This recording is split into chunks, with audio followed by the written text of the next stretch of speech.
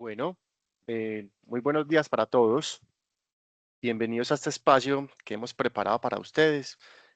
Hoy tendremos como invitado a John Freddy Escobar, quien nos hablará sobre la radiografía del agro colombiano, de cómo le fue al agro en el último trimestre y cómo se va desarrollando, cómo se viene desarrollando este sector para el futuro. Mi nombre es Miguel Aramburo, hago parte del equipo de estrategia de clientes agro en Bancolombia. Y primero que todo queremos dar la bienvenida a ustedes, nuestros clientes, quienes son nuestra razón de ser, a un espacio exclusivamente pensado y diseñado para ustedes. Antes de comenzar, les pedimos porfa que nos cuenten a través del chat de qué sectores nos acompañan. Y si tienen preguntas o comentarios sobre lo que aquí vamos a conversar, nos las vayan compartiendo a través del chat y al finalizar contestaremos algunas de ellas. Em, Adicional, les iremos compartiendo por el chat algunos enlaces para que puedan ver la grabación del día de hoy. Bueno, nada, sin más preámbulos, les presento a John Freddy.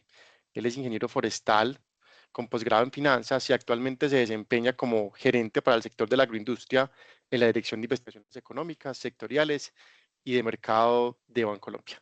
Bienvenido, John Freddy. Muy buenos días para todos. Muchísimas gracias por acompañarnos en este espacio.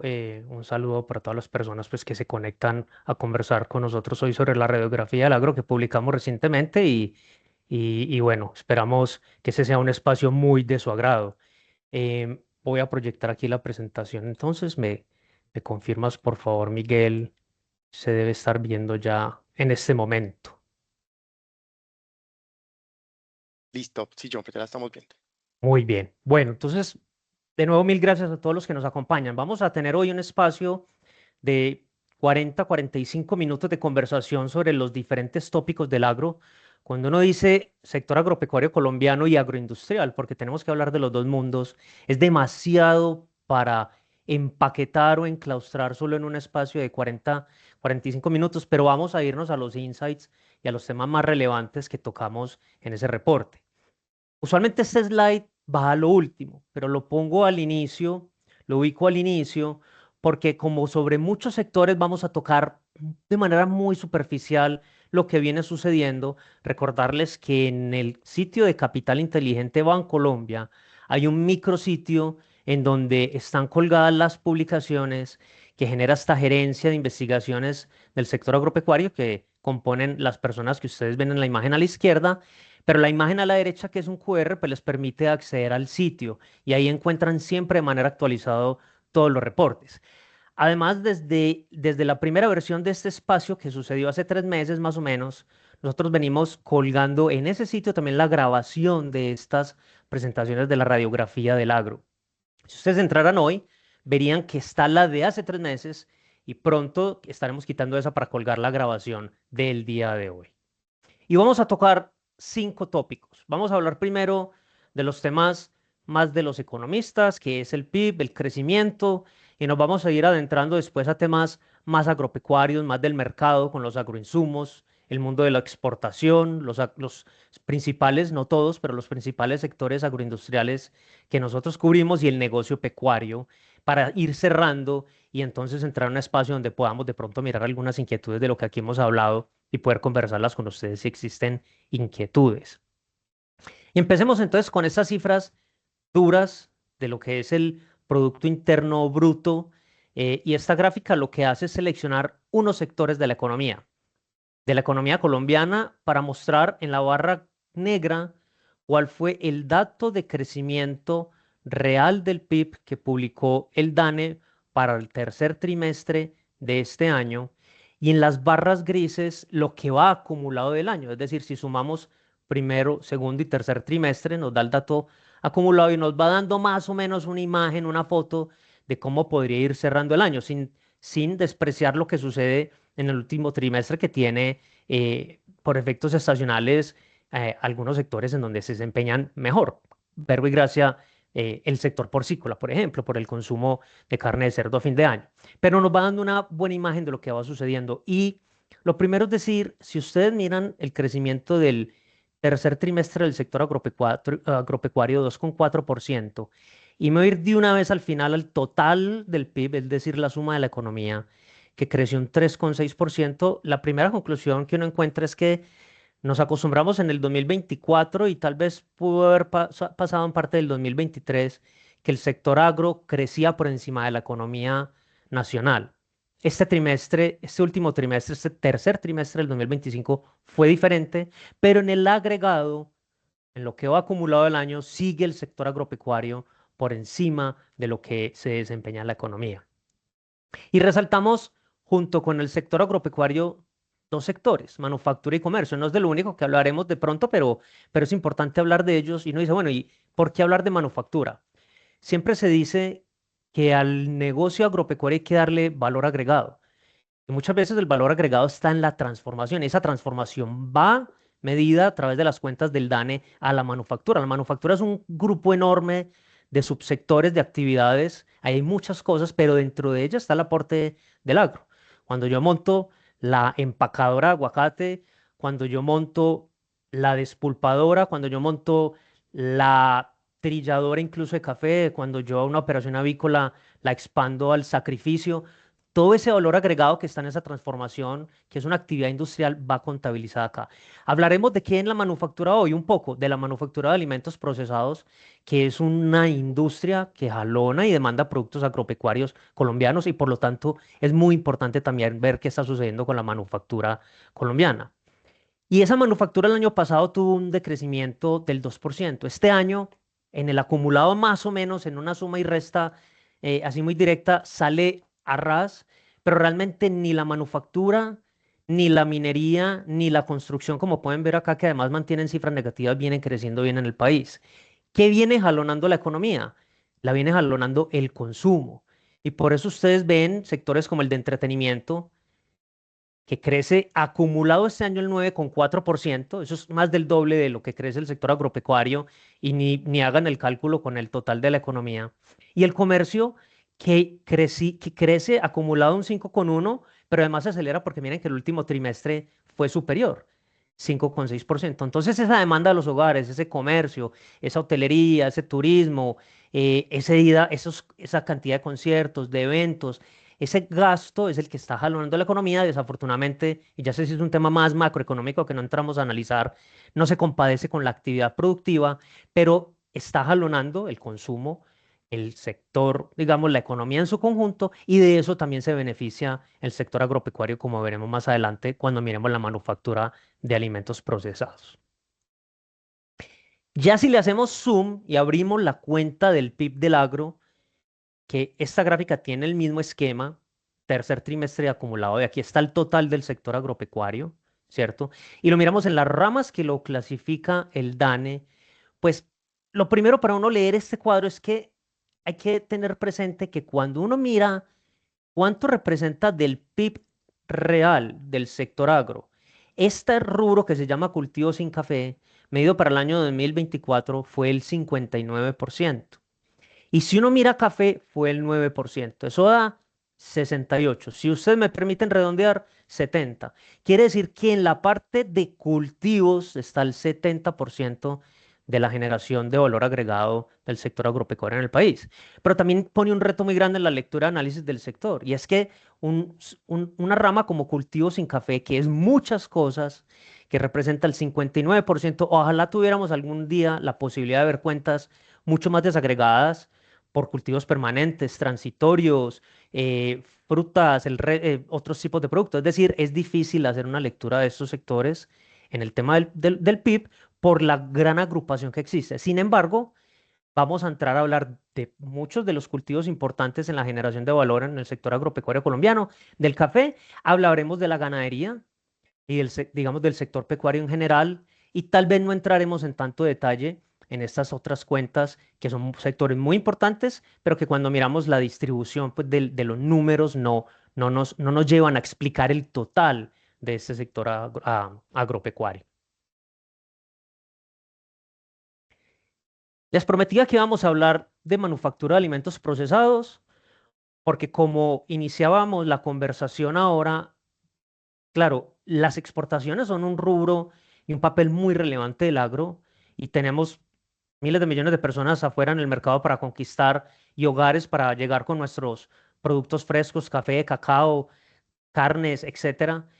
Pero el mercado local también juega un rol muy importante y sobre todo juega un rol muy importante para aquella producción agrícola en donde no hay una gran transformación que permita exportar o cuyos productos no tienen un mercado internacional muy definido y por lo tanto es a la plaza mayorista o es al supermercado o a la tienda de barrio en donde de alguna manera llega ese producto y crece la demanda en la medida en que crece el comercio e incluso actividades como el mismo entretenimiento pueden ser jalonadores de muchos productos alimenticios. ¿Y qué viene pasando con la industria de alimentos procesados? Pues que venía de unos años muy golpeada porque la inflación había causado, poco redundante suena, un alza en precios muy elevado que generó que el consumidor se resintiera.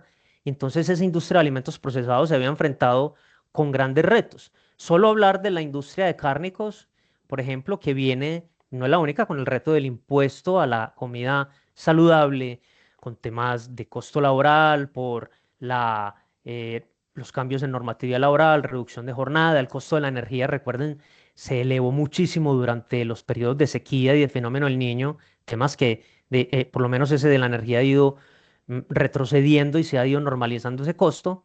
Y toda esa coyuntura de inflación, consumo y dificultades hicieron que el 2024, y si ustedes miran, en todos los casos se repite que el crecimiento real de las ventas de cada uno de estos grandes grupos de industrias de alimentos procesados fue negativo. Pero ya el panorama este año a septiembre es muy diferente.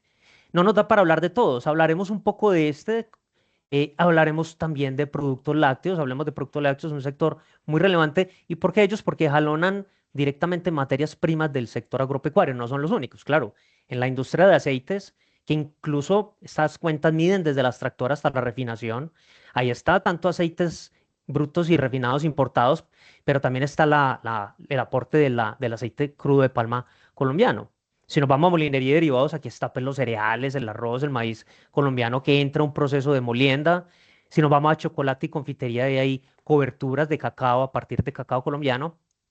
Pero cuando miramos productos cárnicos y productos lácteos, el grueso, si no casi toda la materia prima proviene del eslabón primario, que es la leche cruda que producen nuestros ganaderos, y en buena medida productos, digamos, carne de cerdo, de pollo. También hay importaciones de vísceras, algunos otros productos, pero aquí hay un aporte muy importante de nuestro sector agropecuario colombiano, que viene entonces, ya vemos, con unas cifras muy diferentes, sobre todo en productos lácteos, que ya crece acumulado a septiembre un 8,6% las ventas en términos reales.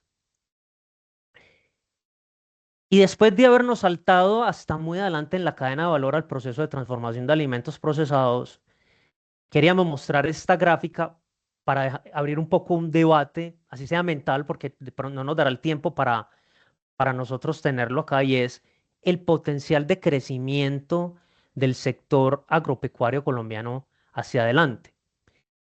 Dijimos que los cultivos, y me permitieron redondearlo, eran el 70% de la explicación del Producto Interno Bruto del sector agropecuario.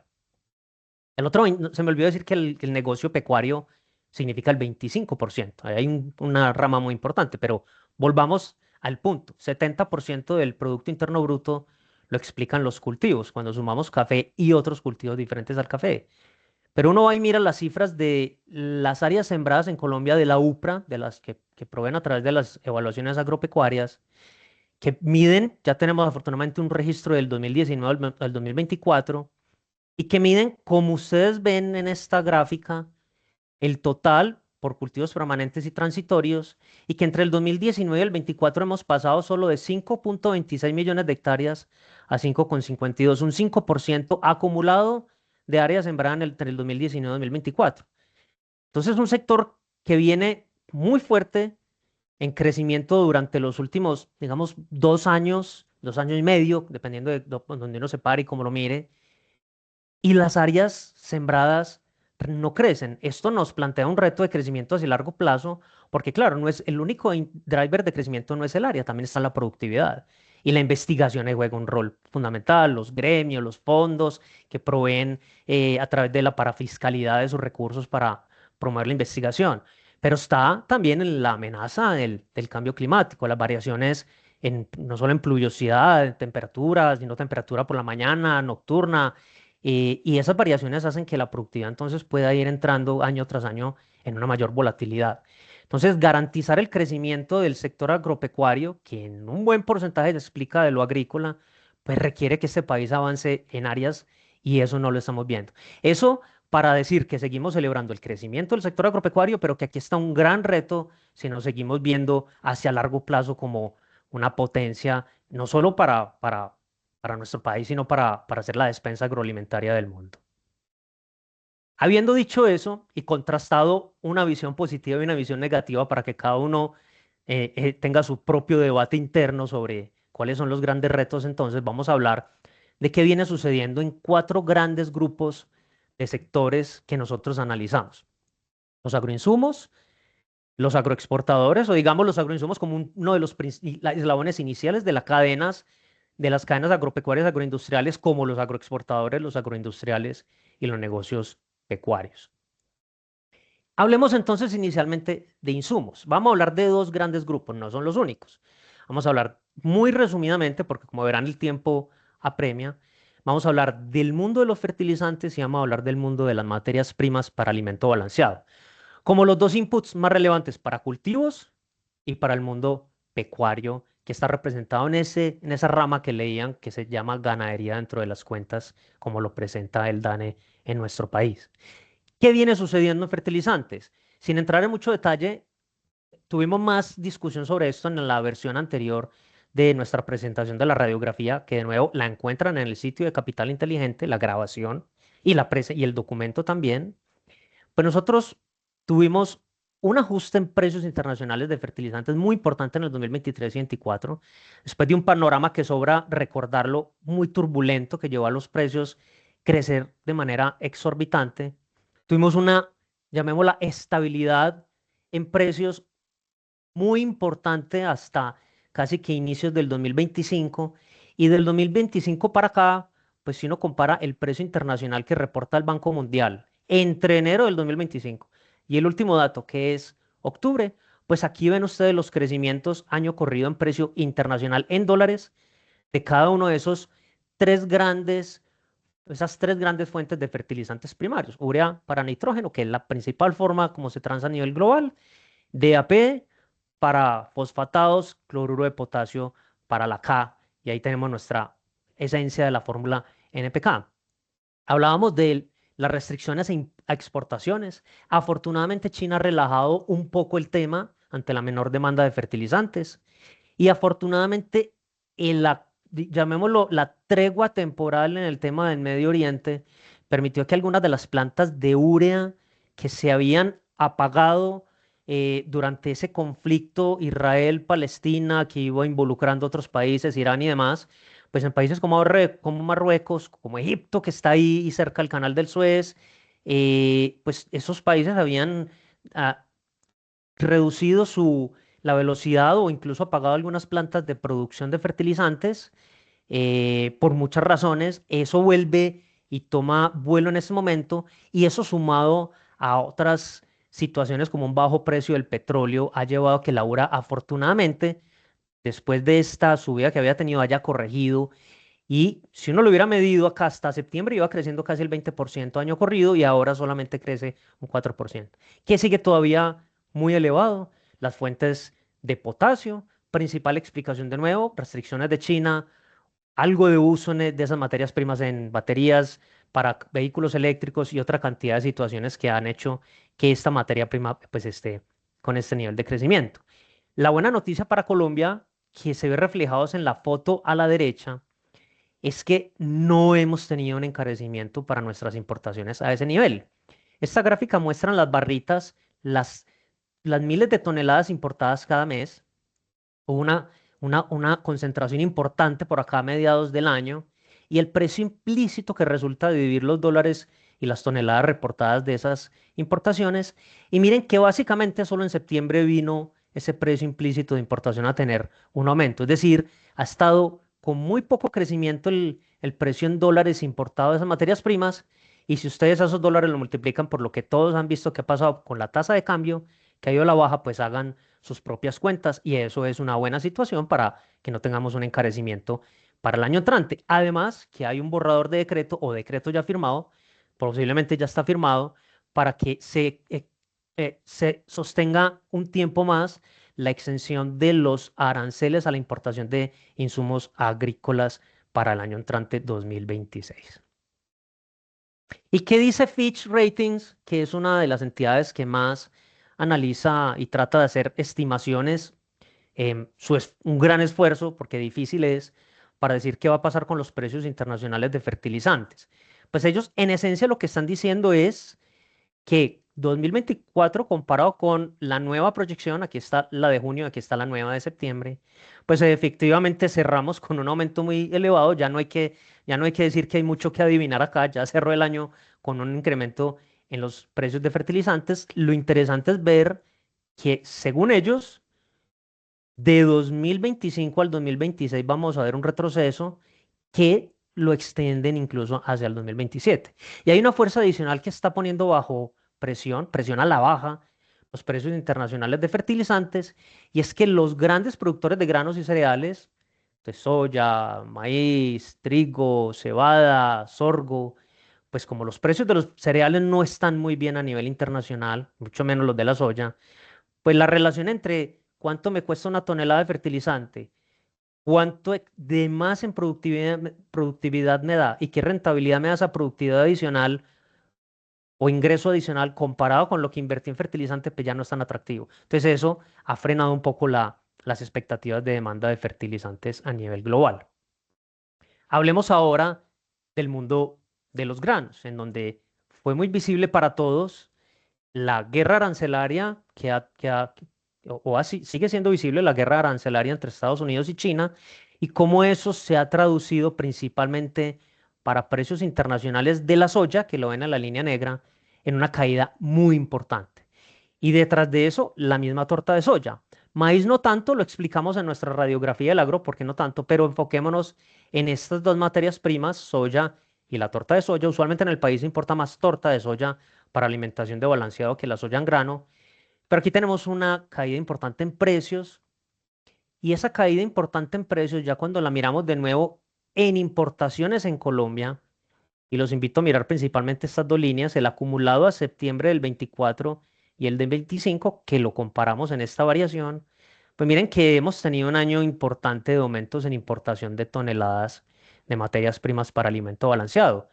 12% maíz, 27% la torta y miren soya en grano 33,6%. Nos da dos lecturas. La primera, efectivamente hubo una ventana de oportunidad con ese exceso de soya norteamericana que no la compraba China, pues para salir a negociar.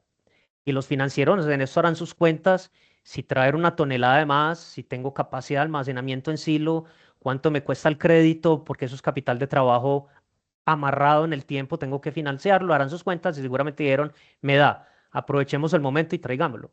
Pero también dice mucho del momento de mercado y del consumo y lo que está pasando en el país, porque nadie va a traer 33% más de soya en grano solo porque esté barata o a menores precios para después saber y tratar de buscar en dónde, a qué proceso productivo y comercial la va a integrar. Es porque hay demanda, porque el negocio pecuario va creciendo muy bien, hablaremos de él al final, y entonces esto también es una muy buena señal para la dinámica que podríamos esperar en el 2026, especialmente en el negocio pecuario.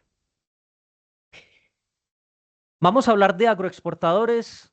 Este es un tema que a todo el mundo le interesa, le gusta, vibramos todos con las noticias del sector agroexportador colombiano y el éxito que nuestros empresarios y nuestros clientes están teniendo. No alcanzamos a hablar de todo de nuevo por lo extenso de lo que tenemos acá. Este cuadro se lo vamos a dejar para que tengan a la mano.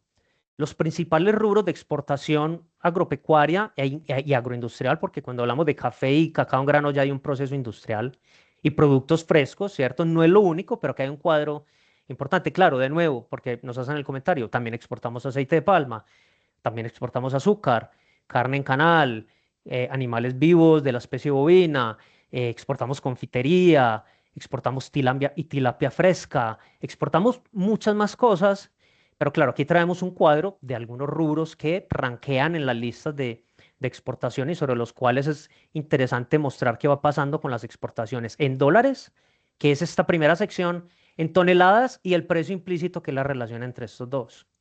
Un comentario sobre cada uno de ellos muy rápido.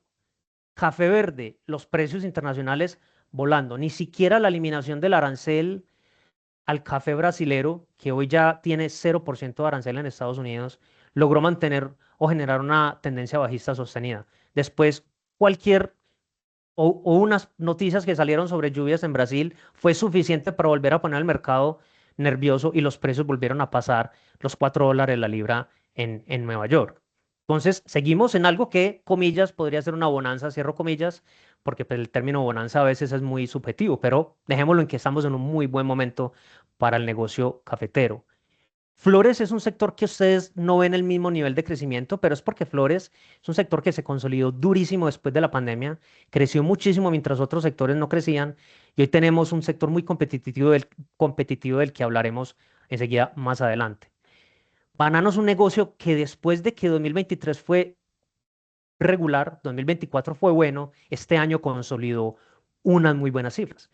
Ayuda al mercado norteamericano. Nuestras principales exportaciones son Europa, pero banano adicional que logro sacar por encima de lo que tengo comprometido en contratos de exportación a la Unión Europea y lo puedo enviar al mercado norteamericano, está obteniendo en ese mercado spot un precio muy bueno por dificultades de nuestros compañeros centroamericanos, pues especialmente Costa Rica y Guatemala, que no han tenido muy buena cosecha ni el clima no les ha ayudado para nada.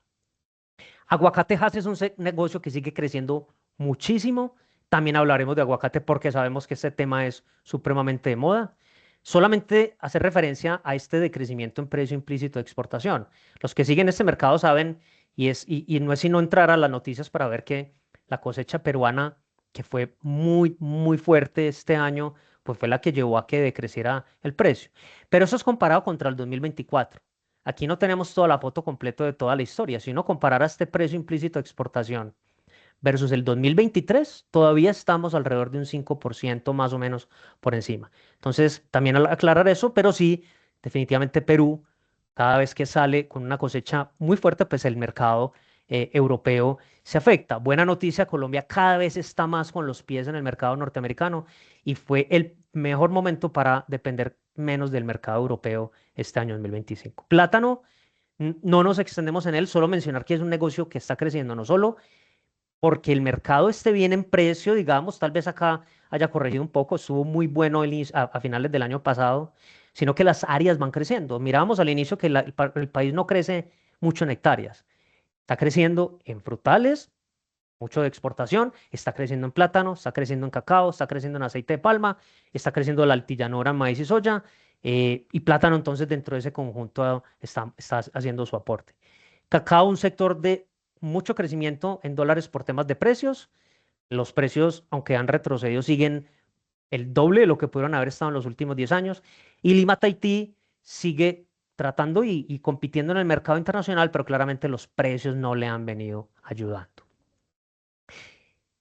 Antes de pasar a hablar un poco de flores, y ya no tanto de cifras puntuales, porcentajes, sumas, restas, sino de retos y oportunidades, también de aguacate y también de banano, pues les dejamos este QR que igual estará, si no lo alcanzan a descargar en este momento, que lo lleva un documento para los que no accedieron a él y les interese. Es un diagnóstico nuestro, una mirada a lo que fue 6 meses de los aranceles para las exportaciones del agro colombianas en Estados Unidos, abril hasta octubre, ¿cierto? Es una mirada, un diagnóstico de qué pasó con los mercados, qué explica ese arancel, qué no explica ese arancel, en donde el diagnóstico pues, realmente en el agregado es muy positivo y realmente nosotros pudimos mantenernos muy bien en las exportaciones a Estados Unidos, independiente de que haya estado el arancel. Por supuesto, habrán tenido algún impacto y habrán puesto a nuestros clientes a correr, a hacer llamadas, a ver cómo coordinaban de qué bolsillo iba a salir inicialmente el dinero para pagarle a la aduana norteamericana, después quién iba a transferirle, cuánto le íbamos a transferir al cliente final, o si lo asumo de usted o yo. Bueno, eso debe haber sido seguramente un reto para los que les toca lidiar con estas dificultades, pero el país, pues en números ya visto acá desde el escritorio, se mantuvo muy bien. Y la buena noticia, porque seguimos con las buenas noticias, es que el 14 de noviembre, pues la Casa Blanca emite una orden ejecutiva en donde dice básicamente adiós al arancel del café, adiós al arancel del banano, del cacao, del aguacate, de muchas de las frutas cítricas, no sé si de las frutas tropicales incluso, puede existir alguna excepción, la desconozco, hay un listado pues enorme, y que queda por ahora por fuera de, por lo menos hasta ayer, el tema de las flores. Pero en las flores seguimos nosotros con una ventaja frente a Ecuador, que es el que nos compite en Estados Unidos con sus rosas. Entonces, hablemos de flores. Vamos a hablar de tres grandes sectores exportadores: flores, banano y aguacate. Y como les decía, vamos a dejar un poquito por ahora los porcentajes y vamos a hablar un poco de retos y oportunidades hacia adelante para estos negocios, pensando no solo incluso en el 2026, sino en el largo plazo de estas industrias que son supremamente relevantes para el sector agropecuario y para el país en general. Empecemos por flores. Hay un reto muy, muy, muy considerable para el sector floricultor y lo que viene pasando con la inflación en el país y más recientemente la tasa de cambio. Cuando uno tiene un país en donde la inflación está por encima de sus competidores y por encima de su mercado de exportación, pues significa que esos son costos que se van acumulando y son difíciles de trasladar. Y fíjense que la inflación no solamente significa que de pronto el salario mínimo aumente en un nivel que pueda llegar a hacer que la mano de obra se encarezca más de lo que uno hubiera esperado en un sector como estos, en donde la mano de obra es totalmente formal. También significa que servicios como la vigilancia de la finca, que muchos de los materiales en donde todo el mundo se va a pegar y se indexa la inflación para establecer sus nuevas tablas de precios del 2026, pues todo eso aumenta costos, servicios, y entonces si mi competidor en otro país, llámese Ecuador, no tiene una inflación del 5, del 6, sino del 1, estoy poniendo un ejemplo, no sé la inflación de Ecuador, pues significa que pasa el tiempo y ya llevamos varios años con la inflación del país por fuera del rango meta del Banco de la República, pues uno va perdiendo ahí de a poquito competitividad. Al inicio no lo ve, si la tasa de cambio le ayuda, de pronto cuando la tasa de cambio revierte como está sucediendo en este momento, es cuando uno de pronto en las cuentas empieza a ver que en todos esos gasticos y costicos hormiga, más costos importantes como la mano de obra, la inflación le ha empezado a comer un poco y a generar menor margen. Sigue siendo muy bueno el negocio, pero es un reto importante para el negocio floricultor hacia adelante y es lo que suceda y en el país con la inflación, que se pueda lograr controlar y ver qué pasa con la tasa de cambio. Otro gran reto que tiene la industria de flores es abrir más mercados, momentos de consumo. Lo que ha sucedido pues en la guerra arancelaria y lo entre China y Estados Unidos, más como eso se contagió y llegó también a decisiones de aranceles de países como el nuestro, pues muestra que no puede desfallecer uno por muy difícil que sea en buscar, así sea, haciendo baby steps, pasitos de bebés, ir entrando cada vez más a otros países u otros momentos de mercado. Porque fíjense que los aranceles incluso los abren en un momento, los cierran en otro. Si uno tuviera la mala fortuna de que el arancel entra en la ventana principal de exportación del producto de uno, pues puede tener una situación compleja. Oportunidades. Ecuador a hoy, o al menos hasta ayer, seguía teniendo 21,8% de arancel para sus rosas, mientras nosotros seguimos teniendo 10% de arancel para nuestras rosas, claveles, crisantemos, hortensias, bouquets, lo que sea. Entonces tenemos todavía una ventana importantísima y debe estar digamos, el peso y la balanza de poder de negociación seguramente está a nuestro favor. Hay una conexión muy importante que muestran estudios con las nuevas generaciones. La sostenibilidad a largo plazo de este sector depende de que las nuevas generaciones quieran seguir regalando flores, comprando flores, expresando sentimientos con flores, decorando con flores, ayudándole a mejorar el ánimo a los demás con flores. Este es un negocio que se mueve en el mercado de las emociones y de la moda. Y estas nuevas generaciones están consumiendo flores y siguen conectados con las flores y eso es supremamente valioso y es probablemente el activo más grande que tiene la industria de las flores a nivel global. Y finalmente el país sigue avanzando en la posibilidad de tener producción de combustibles sostenibles de aviación que le ayudaría a rebajar la huella de carbono en un negocio que se somete cada vez a más exigencias en sostenibilidad. Empiezan a aparecer empresas, no digo nombres, pero que ya tienen certificación en aceite de palma que puede ser usado para combustible sostenible de aviación, que requiere una certificación especial. Hay proyectos escritos y en etapa de prefactibilidad en el país. Este tema va avanzando. Esperemos que en algún momento pues se puedan dar esas inversiones. Vamos a banano, vamos a acelerar un poco. Retos del negocio de banano. La vigilancia sanitaria. Hace poco salió un foco de infección de Fusarium raza 4 tropical en Ecuador. Ya Venezuela hace algunos años había tenido su foco, Perú también, Colombia lo tuvo, lo ha tenido muy controlado. Eso ha sido un éxito del gremio y de la institucionalidad colombiana. Pero bueno, aterriza ahora en Ecuador y la vigilancia sanitaria pues tiene que ser máxima. Ahí no se puede ahorrar ningún peso porque es el patrimonio el que se está básicamente protegiendo. Sigue siendo un reto crecer en precios en Europa versus las exigencias que ese mercado le impone a los exportadores. Y es un reto buscar cómo crecer. Ecuador, si ustedes miran la diversificación de exportaciones de Ecuador de banano, es impresionante.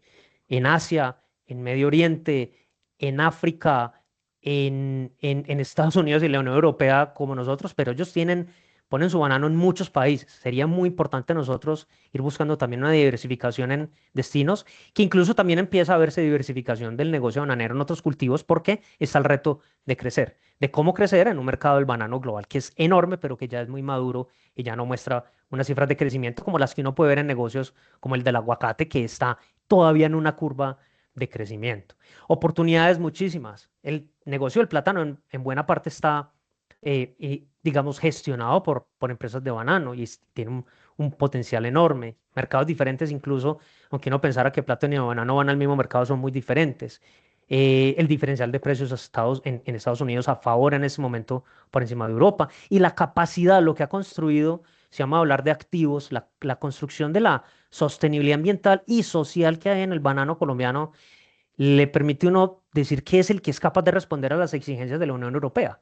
Eh, Ve uno algunos reportes en donde ese diagnóstico no es capaz de hacerlo uno porque no somos expertos, pero ve unos reportes en donde hay mucha crítica y todavía dudas sobre los temas sociales, por ejemplo, del banano en Ecuador. Ese tema está supremamente bien abordado en Colombia y estamos totalmente preparados para ser el principal socio del banano para la Unión Europea. Aguacatejas, con toda seguridad, muchos de ustedes interesados en el negocio. En el mejor momento, lo decíamos ahora, es el titular del slide, en el mejor momento, lo que se habían propuesto nuestros empresarios de redireccionar y abrir más mercado de aguacate, ni siquiera redireccionar, porque con el crecimiento en la fruta que hay, no hay que redireccionar, abrir el mercado en Estados Unidos, con la oportunidad además que hay en esa cercanía de la costa este, pues se dio en el mejor momento, claro, porque los precios en Estados Unidos, cuando uno los compara, al menos desde las cifras que nosotros podemos ver, están mejor que los de la Unión Europea y eso amortigua mucho.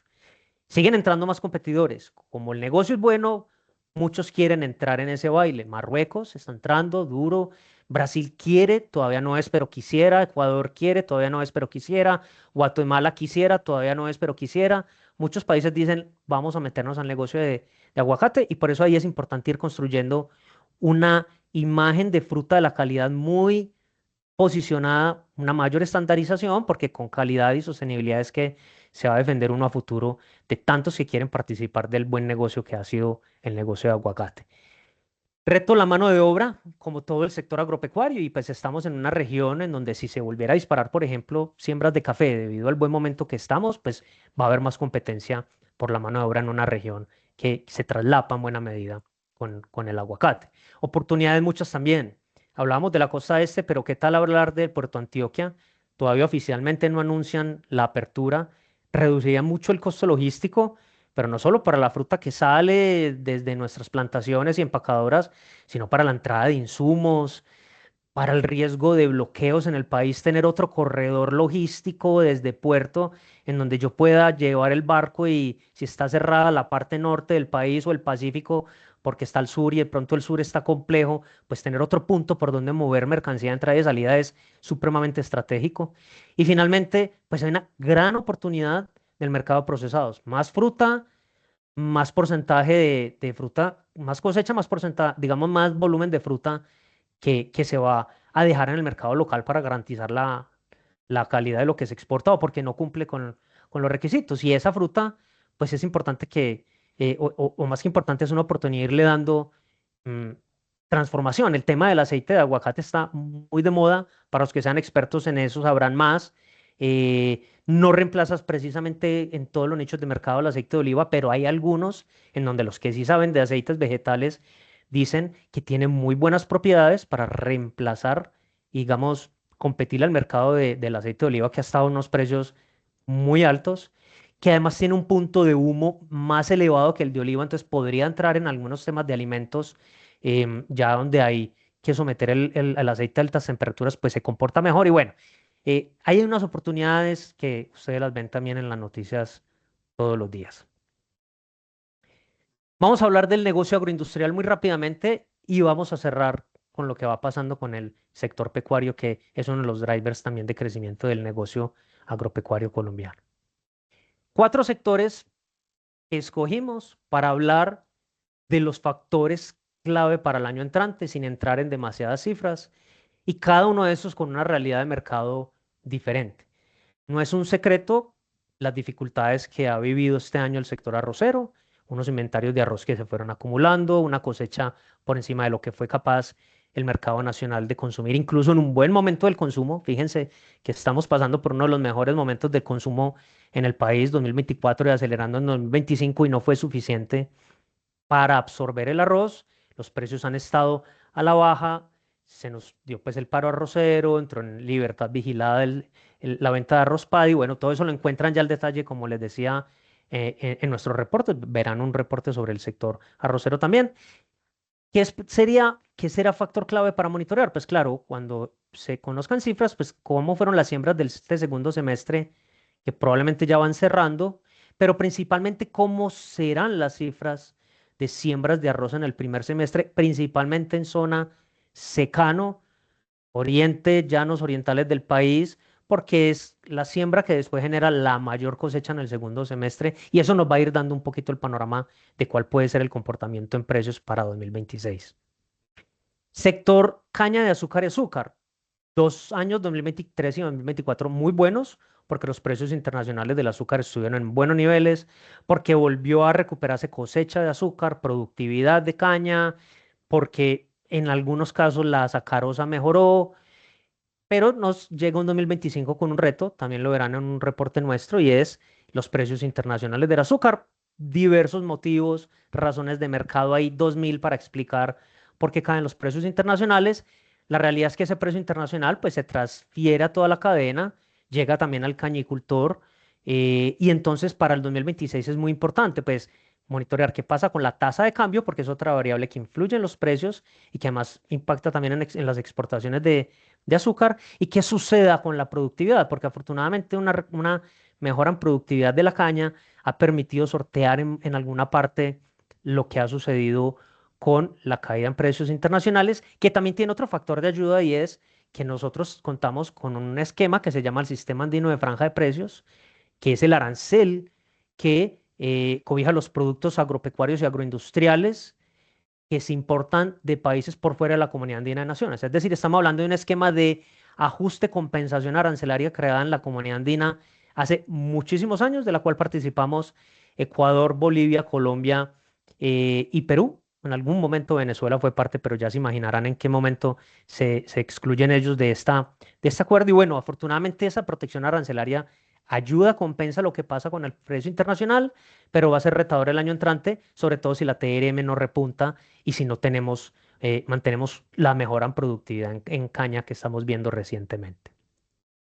Negocio palmero, es un negocio que está beneficiándose mucho de la gran demanda de aceites vegetales a nivel global para diésel renovable, biodiesel, combustible sostenible de aviación. Hablábamos de esa tendencia, de la posibilidad de que se desarrollara en Colombia, pero no es algo de Colombia, es un tema totalmente global. Eso ha mantenido los precios de los aceites, aunque hayan corregido comparado con los muy buenos precios o elevados precios, porque bueno y malo es dependiendo de dónde uno se pare, todo es relativo, pero tuvimos unos precios elevados en el 2024, parte de 2023, y han ido retrocediendo, pero se mantienen en unos niveles todavía históricamente altos.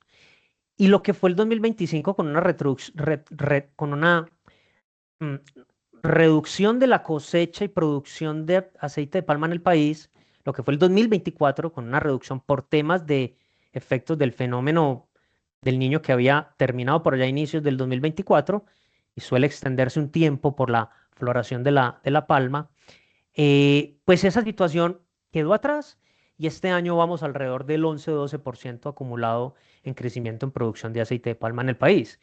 Factor a monitorear, cómo se siga comportando la zona norte, que también crece, pero que había sido la más impactada por el fenómeno del Niño y algo también de renovación de algunas plantaciones que han estado afectadas por temas sanitarios, especialmente en el departamento del Magdalena. Por lo tanto, clave mirar qué va sucediendo en el 2026 con la zona norte en cuanto a productividad, producción y el abastecimiento de las plantas de extracción.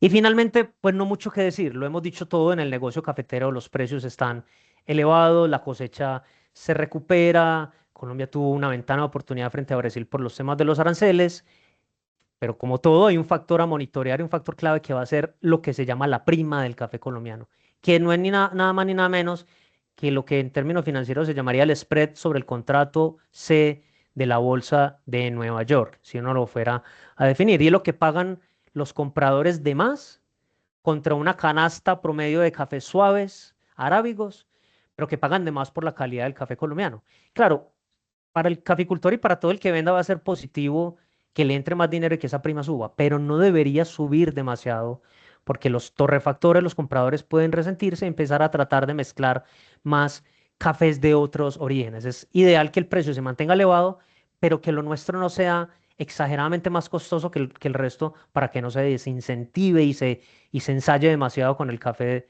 de la competencia. Muy bien.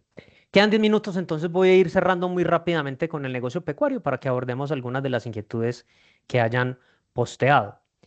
Vamos a hablar solamente de dos negocios pecuarios, no son los únicos, avicultura y porcicultura. En resumen, lo que ven ustedes en la gráfica a la izquierda, muy buen crecimiento este año en los dos negocios. La diferencia es que mientras el negocio de pollo que crece al 9,2 mantiene, y aquí nos vamos de la línea negra, de la barra negra que es pollo, a la línea gris que es pollo, los precios se han mantenido. Y se han mantenido porque, de nuevo, volvemos a un consumo fuerte. Hogares gastando dinero, consumiendo, comprando, saliendo, adquiriendo entretenimiento, bienes y demás. Un poco diferente el negocio de huevo que crece muy bien, pero que encuentra ya porque lleva varios años creciendo, pues un retroceso en sus precios. ¿Qué lo ha permitido? Que el alimento balanceado venía de crecer en precios y que si vieron la parte inicial de la presentación, se dieron cuenta que se espera también que el alimento balanceado siga en unos costos muy controlados. Eso ha permitido ese crecimiento, pero claro, en algún momento algunos de los productores de huevo van a tener que tomar alguna decisión dependiendo de si este precio que estamos viendo les compensa o no les compensa en sus cuentas. Pero es un negocio que sigue creciendo muy bien y que cuando lo miren en nuestro panorama de la avicultura, que deberá estar saliendo más o menos en una semana, verán que las importaciones de genética además nos están hablando de un sector que se prepara para seguir creciendo y que para hacer, además, soltar una noticia muy interesante, miren que recientemente exportamos pollo a Japón. Además, estos gremios y estos sectores pecuarios empiezan a enfilar y apuntar al mercado internacional, que no es fácil, pero lo van haciendo llegando a un mercado tan complejo, grande, pero complejo y exigente como el mercado japonés. Y finalmente, ganadería y porcicultura, dos comentarios. El primero, en el negocio ganadero sigue creciendo bien las exportaciones de ganado, principalmente ya de carne. China se convirtió en nuestro principal mercado. China ha empezado a demandar mucha más carne de res. Hay una oportunidad enorme. Claro, nosotros todavía somos pequeños comparados contra un Brasil que es el gigante en exportación allá, contra una Argentina también, una Australia, un Estados Unidos. Pero vamos haciendo nuestros pinitos y vamos de manera exitosa convirtiéndonos también en un país ganadero que puede poner productos en el exterior. Pero además, si crece el sacrificio para consumo interno, quiere decir que la demanda local también está siendo positiva para el negocio y los precios del ganado gordo, si lo miran acá en la línea amarilla, pues pueden ver que incluso mantiene una tendencia positiva. El otro negocio es el porcícola, que es el que ha mantenido un dato de crecimiento más elevado en los últimos años. Le ha ayudado también el bajo costo del alimento balanceado, pero ha tenido un poco un revés en precios este año porque, claro, el crecimiento acumulado en algún momento empieza a ser difícil de manejar en términos de oferta. Tenemos además una participación de cerdo importado. Sin embargo, seguimos creyendo que hay un mercado que está no solamente creciendo, sino transformándose y que le permite y le da las oportunidades a este sector para seguir creciendo. Muy bien, con esto cerramos nuestra exposición. De nuevo, el QR donde ustedes pueden encontrar todos nuestros reportes. Encuentran, para los que les interese y no la escucharon, esta presentación de 3 meses atrás, por si quieren contrastar algunas de las cosas y ver un poco cómo evolucionan las tendencias. Y pasamos entonces, pues de nuevo, agradecerles a los que todavía nos acompañan en este espacio y a mirar algunas de las inquietudes que ustedes nos postean por acá. Muy bien. Bueno, por acá algunos nos comparten de qué empresas son. No veo inquietudes planteadas. En estos posts que Miguel Aramburo ha ido compartiendo podrán encontrar también pues, los links, el acceso a nuestro sitio de Capital Inteligente. Y recuerden estas presentaciones, si ustedes le dan replay en cualquier otro momento, pues la pueden volver a escuchar o las personas que no pudieron y quieran escuchar esta presentación. Así que bueno, Miguel, te paso la palabra y bueno, tuvimos 50 minutos de mucho que Bueno, Jonfer, abordamos sobre la listo. agroindustria del sector agropecuario.